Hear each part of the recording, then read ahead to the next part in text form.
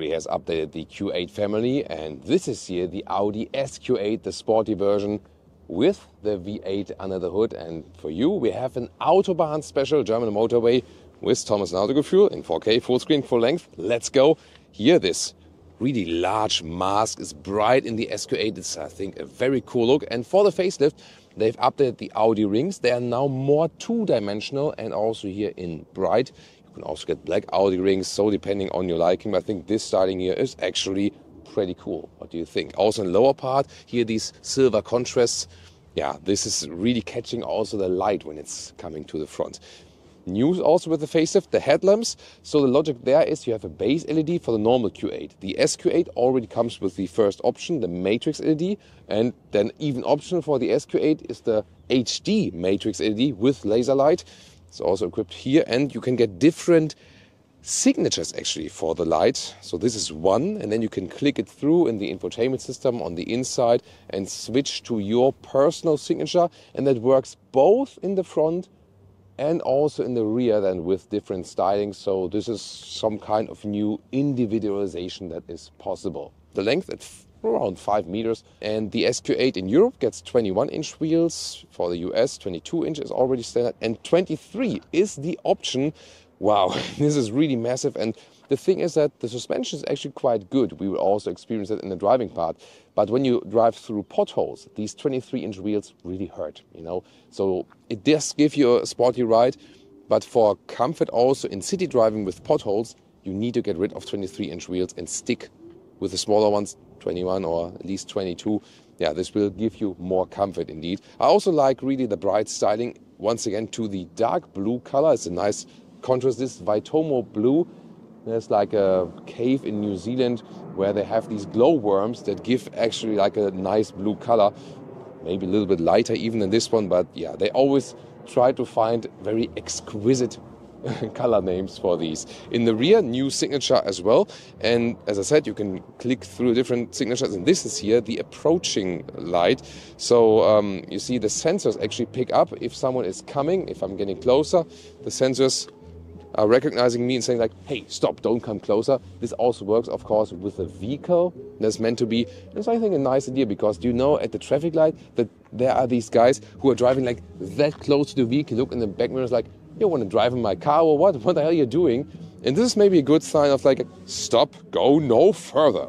And here the facelifted rings are more two-dimensional once again. Also a chrome delete and with the white accentuations here. So it's an interesting new fresh styling. I think styling of logos, it goes back and forth in cycles. Sometimes three-dimensional is a new thing, then again two-dimensional is a new thing. Yeah, and at this moment, once again, two-dimensional is the new thing. Technology-wise, very interesting. A Q8 can either optionally be bought with air suspension. The SQ8 gets the air suspension as standard, and also the otherwise optional rear axle steering is standard here. So it goes 5 degrees maximum in opposite direction in the front wheels. But I feel it doesn't go so good on standstill or when you're like in the basement garage going back and forth. Doesn't do too much there. I think BMW and especially Mercedes, you feel more of that rear axle steering, especially when they're maneuvering in tight spaces.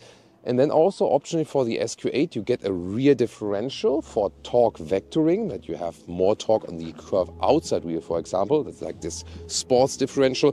This is one pack together with these red brake calipers, and also an anti-tilt control that keeps the car even more upright when you are fast in the corners and so on. Yeah, and more or less essentially making this something like a Porsche Cayenne. Yes, they are also on the very same platform. Very famous, of course, for Audi are these cascading turning indicators in the high light trims, both in the front and also in the rear. Well, you yourself, you don't see it when you're in the vehicle. It's more like a show for people from the outside.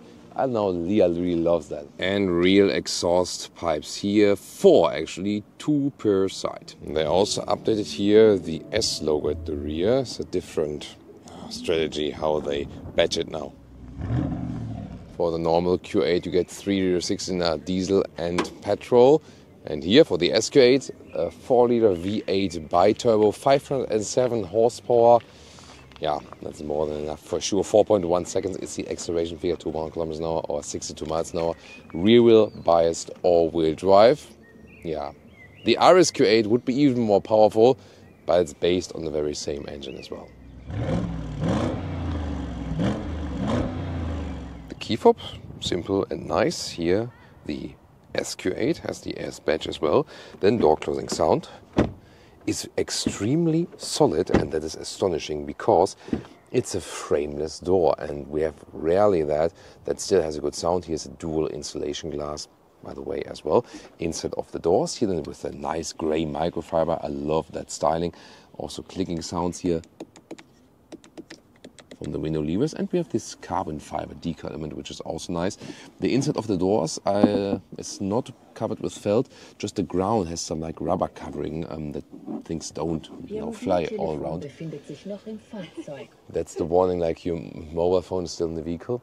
Then here the steering wheel with S logo, Audi rings. These are still real Audi rings you can actually touch, and also the volume knob here, for example, these are real buttons, so I like this more traditional styling. Seats, you either get normal sport seats, at least in Germany, for example, or these here, the S sport seats with integrated head restraint. In other markets like US or UK, they are more standard, and also the animal skin is standard. Here in Germany, I could still order one with microfiber, for example, but not on the UK or the US market, and that's of course a huge downside. They need to offer more animal skin alternatives, which are even better in the features like BMW is doing. That's where Audi is lagging behind. Here 189, 6'2", a lot of headroom left, no problem at all. This one with a closed roof. There is also one available with the panoramic roof, and the steering wheel here up and down in electric way. The ergonomics of the seat is still good. The seat with the separator head restraint would be also a little bit more comfortable, but as I said, not available on all markets. Cockpit overview, I like this clean layout, just not that they have so much high gloss black piano lacquer there. It's a nice integration of the screen, and also when it's off, that is nice, yes, but too much black piano lacquer definitely for my taste. Or what do you think about this? And this split screen, this is one of the rare solutions where a climate unit is via touch but still well executed, so you can click or also swipe, and it's easily done actually because it's separated from the rest, so you can control it also well while driving. My favorite is always, of course, if you can turn or click something, and the sad thing is Audi, they were the best in the climate unit control with these nice metal nerd clicking commands. I loved it, my favorite AC units, but yeah, they went in another direction with that. But this is still a good solution though. And on the top is the normal infotainment system. You can also use then car internal GPS, but here then the Apple CarPlay, Android Auto would be the standard connection. However, then to connect it actually, this wireless is possible or with the cable, and sometimes you want to just charge with the cable. But here the middle console is actually a very bad solution because you fold it up and then look at that. This huge thing here, and I don't understand why have they done that. Because then when you put your phone right here, this is the inductive charging pad where the phone easily overheats. It's not cooled or something. You have two USB-C chargers.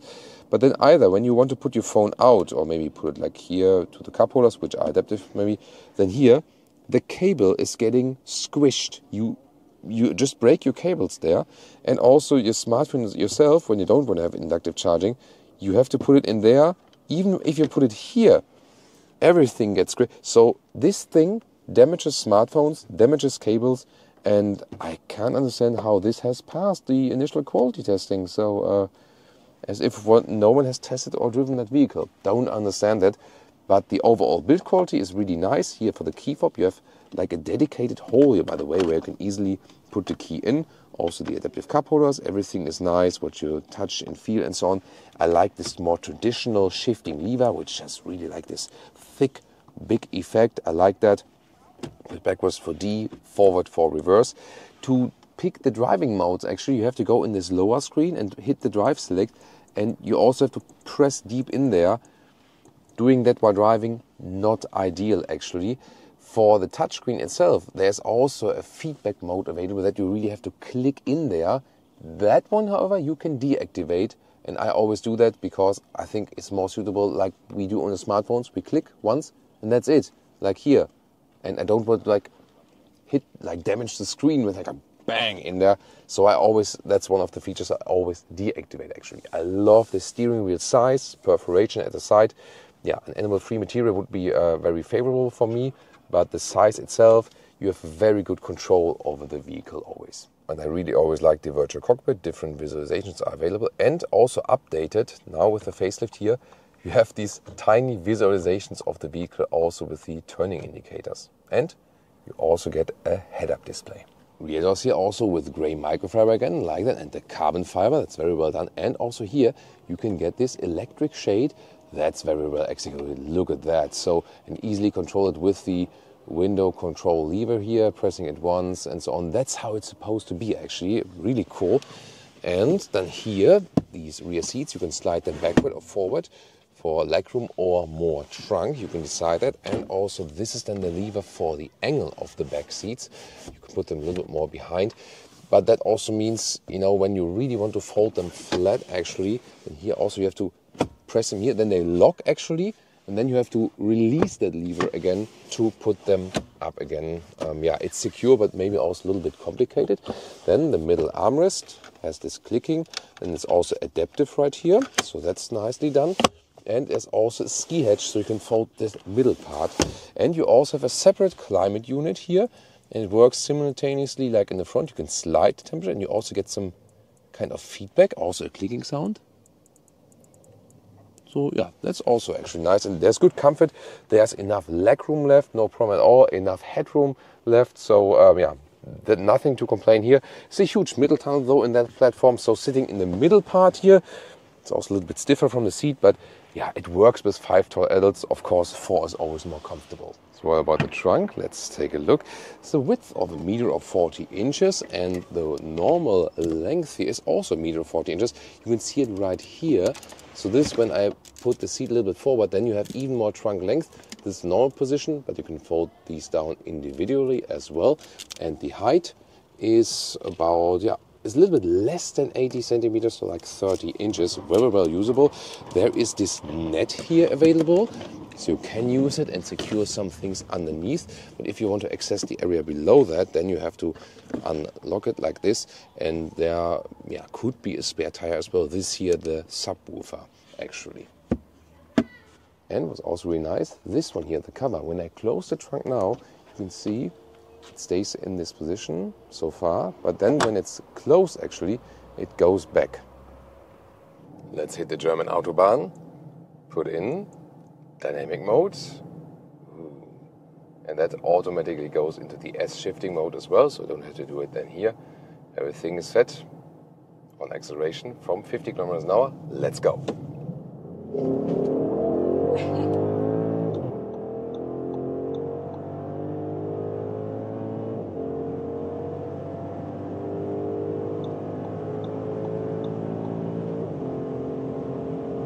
Plop, 200 kilometers an hour. Woo. That was nice. So that was 50 to 200. So 200 kilometers an hour is 125 miles an hour, and so effortless. And there's no one behind us, like a couple of miles away. The next cars are coming. Yeah, this is this power of this 4-liter V8 biturbo here with 507 horsepower.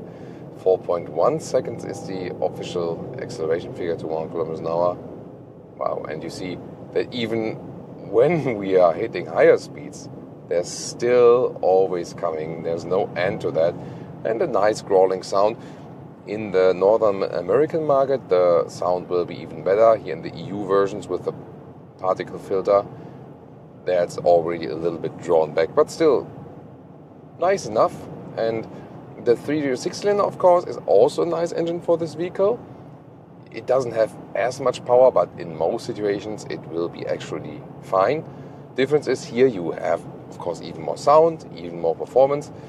Then again, also the consumption goes up. So here we end up with about, not when we do the acceleration stuff and stuff, you know, like normal, but also, you know, speed drive, like Autobahn and straight, and also some like 130, 140, 150.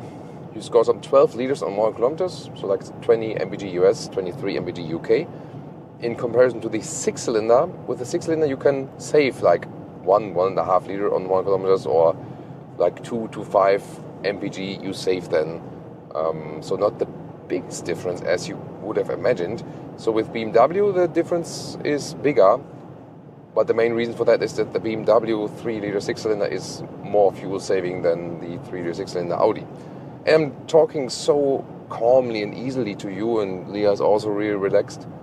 Although we're driving like 130 kilometers an hour, like 80, 90 miles an hour, and it's absolutely no problem. It's really effortless. Here in the dynamic mode, we also have some more feedback here, and even in the normal mode, actually, the car is always staying upright. So for the SQ8 here driving, the air suspension is standard. So also with a sport air setup. Then also the rear axle steering is standard, what you rather feel when driving slowly, but it's not that much of a significant rear axle steering than maybe like with Mercedes or something, who offer more degree angle turning and so on. And then here also, additionally or optionally for the SQ8, the vehicle here is spec'd with that, the rear differential, sports differential for torque vectoring, and also the anti-tilt control. So the car always stays upright, and so you don't have this shaky SUV feeling, even at higher speeds. It just stays straight, you know. And I don't need like this new Porsche or Audi e-tron suspension for that, which actively rules with a single hydraulic. Sounds so nice. Yeah. Oh, yeah, Leah said it sounds so nice. Wow. Incredible. 220, 230, and there's no end to it, and it feels so effortless. Now we're going like 250 kilometers an hour, and it feels like nothing. Even the noise inside. I mean, we are driving like a standing cupboard, like a, you know, like a furniture size-wise, and it's so silent in here in comparison. So great noise insulation, great quality, and wow, even in the sport and dynamics setting here, it's very good comfort from suspension. When you go to the auto or the comfort setting, then the air suspension is a little bit more forgiving, but it's totally fine. The Audi Sport models always have a great compromise of sportiness and comfort. You don't lose much comfort with them, whereas other sports cars might, or sport versions, might have less comfort than here. Lane change, even in the comfort mode, because this is also equipped with the anti-roll control. You see it on the camera, it does not lean at all into the corners. That's of course also good here for the passengers. You don't get, you know, drifting around here left and right, so it's really cool. Steering also has a nice progressive input. It's really direct and precise. Look at that. And once again, no shaking up at all. If you ask yourself, is a sedan or an S8 even better, like think about an Audi S6 or S7 and so on, to me it always has more comfort because you just sit lower, and there is then, yeah, you feel the G-forces in a different way. You know, when you're sitting a little bit lower, I feel on long term it is a little bit more comfortable. The SUV is of course better for the entry in and out and so on. Yeah, but I feel that the non-SUV vehicles are always better in the driving behavior overall. But this here is, yeah, as far as it gets for an SUV, just excellent. Remember, it's the same platform like the Porsche Cayenne, VW Touareg, Bentley Bentayga, the Audi Q7 as well. And this is a very good platform. They are all very good vehicles. And do I miss a Porsche here at all? Yeah, not at all. I mean, you can easily go here for an Audi SQ8, and then and enjoy this, what you would also experience in the Porsche. It's just one press on the pedal, and there we go, and we're gone. Wow, this was like a transverse bump, very well mastered. We are already now at 200 kilometers an hour almost again. Here hard on the brakes because there's a speed limit on top there, no problem at all. So now we have to reduce the speed, just as AMG obviously is ignoring this speed, is he? Seems so. Lights for monitor, by the way. Yellow sign here, very well integrated in the side mirrors. That's really, really nice. So also assistance systems wise, I activated here on the separate stall column here underneath. And Then we're also centered here in the lane. There's also this new assistance systems. Oh, sorry. bless you, bless you. Oh, yeah. Maybe some blessings to Leah in the comments. That will surely help with their cold. Yeah. So there's this new assistance systems view in the middle instruments. That's one of the big news from the facelift. Yeah, if this is big news from the facelift, you know that there's not so much news with the facelift, but the car has been good overall as well. And now, oh, interesting. I also see like a red arrow stressing again. There's a vehicle coming, you know, from behind. So that is interesting, actually. Pretty cool. Oh, the Opel Corsa with black wheels. Yo. So there we go. Lane change. And this also signalized here. Oh, and another symbol in the instruments here that the speed is now unlimited. That's of course also very helpful. So good assistance systems. The only thing I have experienced here a couple of times with Audi vehicles now is it's a setup thing. But obviously this progressive Audi steering needs very, very precise setup. I mean, you see here that the steering wheel is not entirely straight when I want to go straight. It says like, here in this case, like a little bit left turn. And I personally hate that. Some might say, hey, I don't realize it at all. What are you meaning? You know, like, what are you talking about? But it should be like totally straight. But then I'm already steering to the right a little bit. But I've experienced it with several Audis, and it's not that there's fundamentally something wrong with the vehicle. You can reset it up in the workshop. Needs to be done at the original Audi dealer though. Non-Audi dealers cannot do that actually when it's a progressive steering. And it needs to be like done very diligently. Otherwise, when someone sets in and does like this, calibrates, then it's stuck like this, you know. So you need to be really precise to have it very straight. So if you have something like that in your Audi, ask your Audi dealer to fix it. Probably they won't make it for free. That's the thing. But to me, it's always a very important thing to do. So this is one of the best Autobahn SUVs. Clearly, I really love that, and can't make anything wrong with that here on the German Autobahn, both performance and comfort-wise.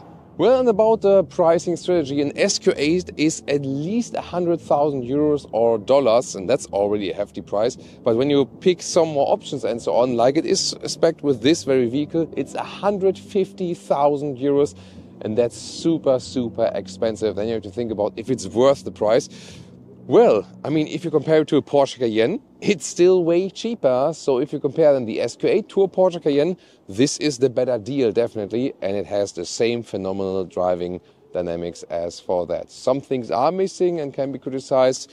Told you that earlier in the interior, but if you have missed that, scroll back maybe. But overall, it's of course a very good Autobahn SUV driving machine. So astonishing how good you have these driving dynamics and the fun on the motorway, although it is an SUV building type. And now you should tune into the competitors. We've recently compared the Mercedes GLE versus the BMW X5 and of course the Porsche Cayenne.